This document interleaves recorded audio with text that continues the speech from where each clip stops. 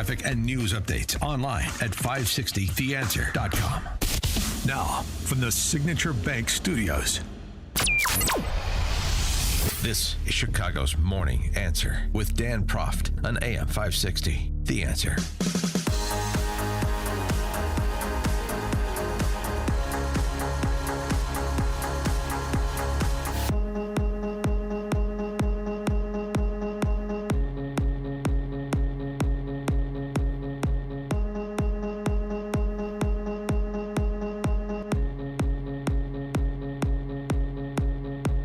Top of the morning, Dan Proft here, returning to the topic of AI and starting with some consideration of Pope Leo's encyclical on the topic. I want to go back to something that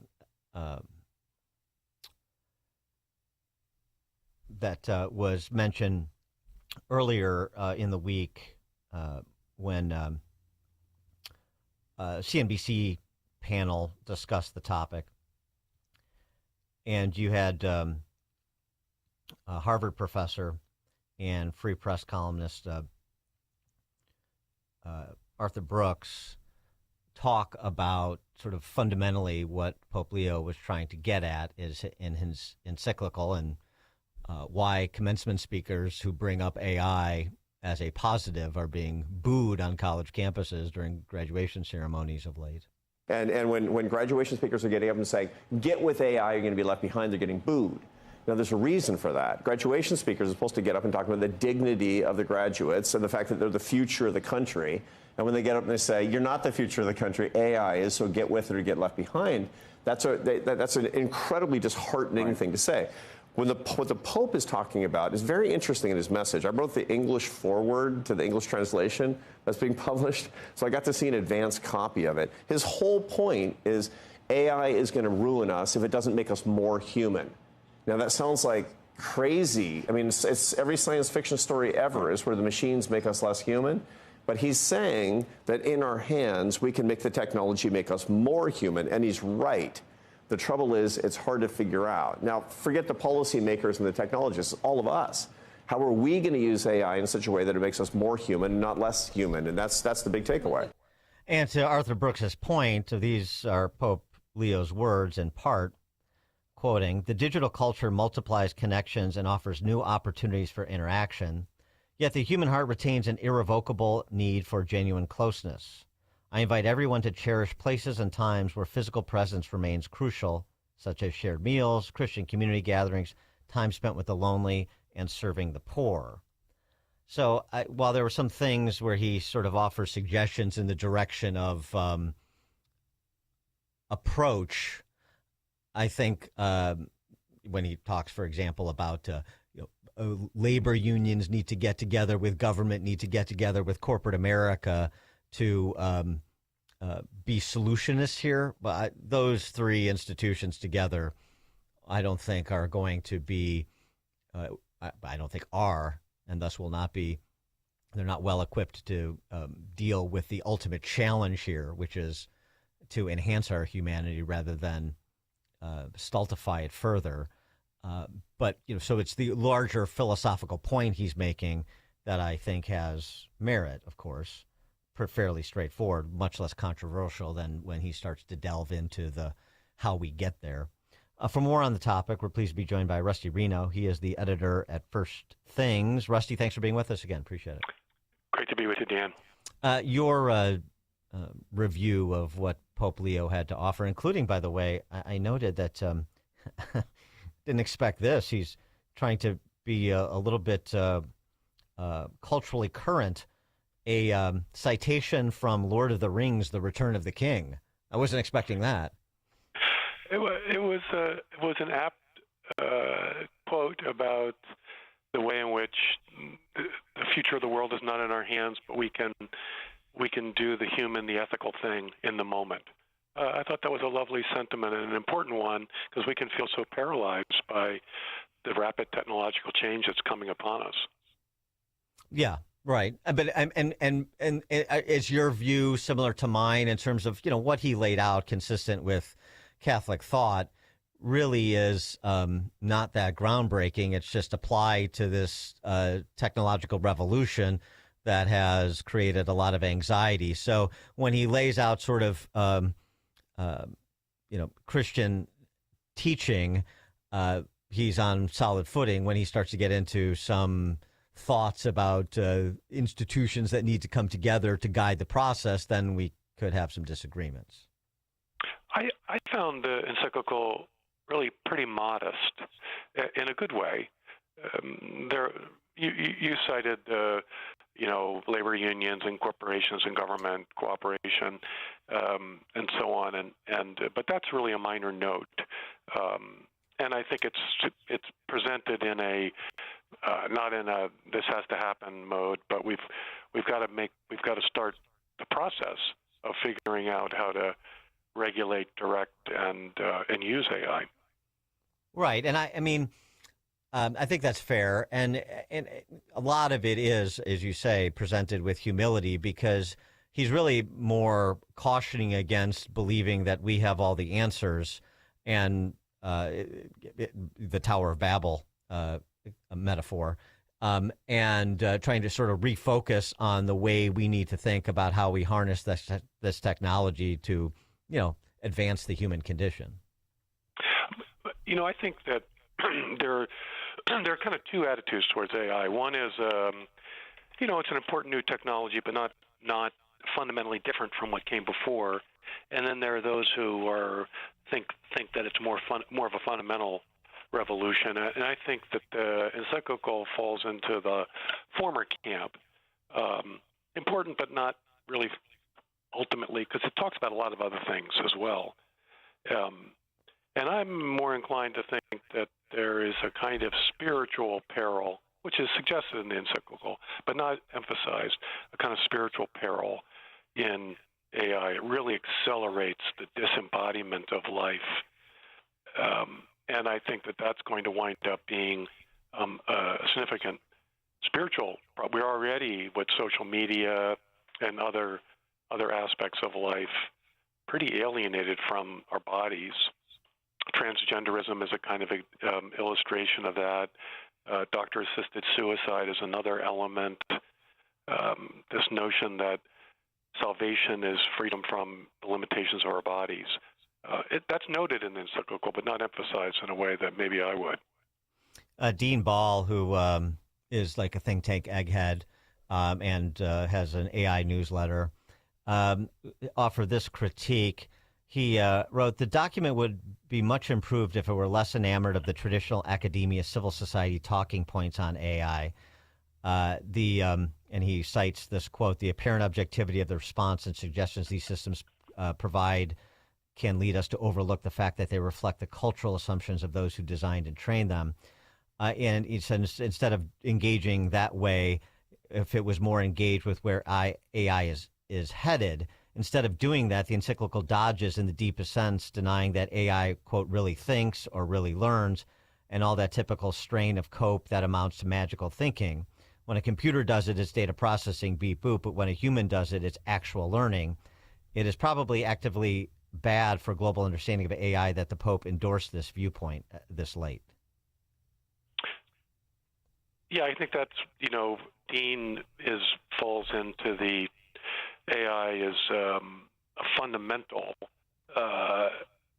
transformation of the technological project as opposed to a development within what we already have. You know what I'm saying? So I think that's an important divide in people's reaction to AI. Is it kind of a deep transformation of the way in which we live in the world and think about our own humanity?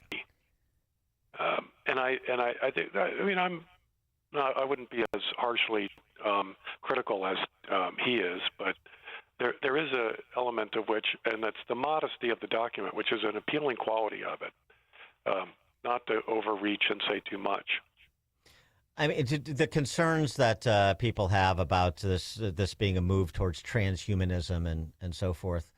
Do you think those concerns are overblown, or to the extent that that's a real threat, it's a reflection of larger cultural fundamentals that we need to grapple with?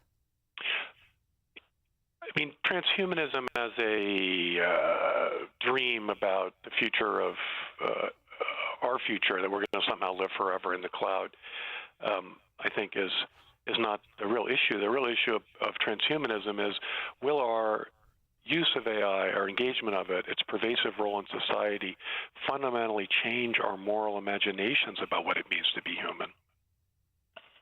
And I think that is a real danger. So people begin to think that what the AI is doing is real thinking. That's quite possible. We know that there are people who've committed suicide because the AI bot has encouraged them to do so. So they're treating the AI as if it were a friend, a counselor, a wise guide. So we know that's already happening. Right. So that the concern is the sort of the outsourcing of both our sapience as well as our sentience to chatbots.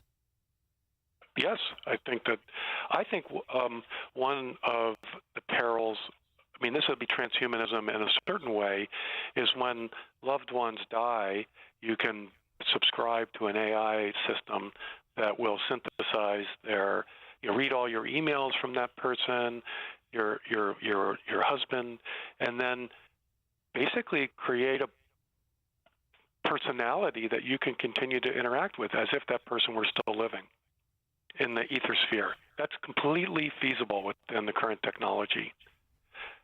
And even make it a voice. If you have voice samples that the computer can listen to, it can talk back to you in that person's voice. And then mine all of the email correspondence and whatever's available on social media and respond to your questions and conversation as if it were that person. So I fear that, because I think that's a kind of, that's a refusal of the reality of our mortality. That's well within. I mean, the current technology can do that, and I wouldn't be surprised if in the next year or two, those kinds of subscriptions don't emerge as a way to monetize the power of AI. Ross Douthat, writing over at the New York Times, took an interesting angle recently on AI and what impact it could have on the philanthropic spend of the super rich. He wrote in part, "There's a great failure of the most recent philanthropic era. At its best, the infrastructure established by figures like Bill Gates delivered effective efforts to reduce poverty and fight disease. At its worst, it threw money after fashionable political causes and education fads. But there was no real legacy when it came to physical infrastructure, no great beautification campaigns, no beloved architectural landmarks, no equivalent of the Gilded Age's expansions of museums and libraries and concert halls, the few personal expressions of extravagance for future tourists to admire." And he talked about that comparing the last age to the beginning of the 20th century that helped build the Met and Carnegie Hall and college campuses and urban parks and churches. And I think what he's getting to is, can AI refocus the super rich on creating the things, the institutions that are very human, that are an appeal to the arts and what is beautiful in the world, which speaks to what the Pope was saying about using AI to enhance our humanity. What do you think about that? One hopes, although, like I say, if you think, as many like Neil Postman, kind of a famous figure in the late 20th century, who thought pretty deeply about the way in which communication technology and eventually digital technology was transforming the way we think about life, what is important in life, it dematerializes. So it's not surprising that tech fortunes are not interested in making a mark on the physical world.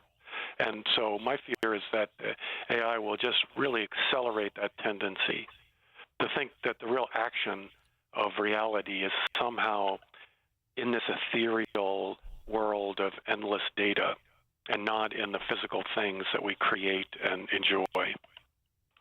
I want to get your take on choice, and that's part of what I think the encyclical is urging us to think about, that we always have a choice. Can we live a concrete, engaged, personally enriching life, or do we pursue? It could be just the old thing. Well, you can't take anything with you. What is it? Hearses don't have luggage racks. Right. And so human beings have always faced this thing. What is real, lasting, and of fundamental importance versus what is ephemeral and passing, and ultimately not of fundamental importance in our lives. And I think the AI revolution is going to intensify that choice for us. I wanted to get your take on a different topic. The figure James Tallarico, now that he's an officially minted candidate for U.S. Senate in Texas, because he's sort of come at melding his interpretation of Christianity into the identitarian politics of the age. And perhaps this, what I would call bastardization of the Bible to justify abortion, is a good example. Take a listen. But I say all this in context of abortion, because before God comes over Mary and we have the incarnation, God asks for Mary's consent, which is remarkable. I mean, go back and read this in Luke.